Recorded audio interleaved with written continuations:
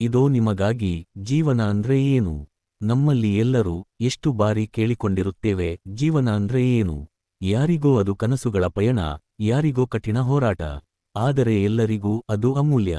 ಅಬ್ದುಲ್ ಕಲಾಂ ಹೇಳುತ್ತಾರೆ, ಜೀವನವು ಸಣ್ಣದಾಗಿದೆ, ಆದರೆ ಅದನ್ನು ಮಹತ್ವಪೂರ್ಣವಾಗಿ ಮಾಡುವುದು ನಿಮ್ಮ ಕೈಯಲ್ಲಿ.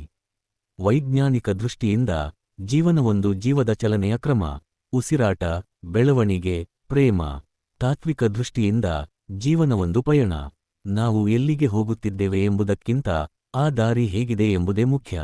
ಭಕ್ತಿದರ್ಶನ, ಜೀವನ ದೇವರ ಅನುಗ್ರಹ. ಪ್ರತಿದಿನವೂ ಒಂದು ಅನುಭವ. ಜೀವನದಲ್ಲಿ ನಾವು ನಗುತ್ತೇವೆ, ಅಳುತ್ತೇವೆ, ಗೆಲ್ಲುತ್ತೇವೆ, ಸೋಲುತ್ತೇವೆ. ಇವುಗಳೆಲ್ಲವೂ ನಮಗೆ ನಿಜವಾದ ಬದುಕನ್ನು ಬೋಧಿಸುತ್ತವೆ. ಒಮ್ಮೆ ನಿಂತು ಯೋಚಿಸಿ, ನಿಮ್ಮ ಜೀವನಕ್ಕೆ ಅರ್ಥವನ್ನು ನೀವೇ ಕೊಡಬೇಕಾಗಿದೆ. ನೀವು ಯಾವಾಗ ಜೀವಿಸುತ್ತಿದ್ದೀರಿ ಅಂದರೆ ನಿಮಗೆ ನಿಜವಾದ ಉದ್ದೇಶವಿದ್ದಾಗ. ಸ್ನೇಹ, ಪ್ರೀತಿಯ ಸಂಬಂಧಗಳು, ಕನಸುಗಳನ್ನು ಅನುಸರಿಸುವ ಧೈರ್ಯ, ಇದೇ ಜೀವನದ ಸಾರ. ಜೀವನ ಅಂದ್ರೆ ನಿನ್ನ ದಾರಿಯ ಹಾದಿಯಲ್ಲಿ ಬೆಳಕಾಗು. ಪ್ರತಿಯೊಬ್ಬರೂ ತಮ್ಮದೇ ಆದ ಕಥೆ ಬರೆಯುತ್ತಿದ್ದಾರೆ.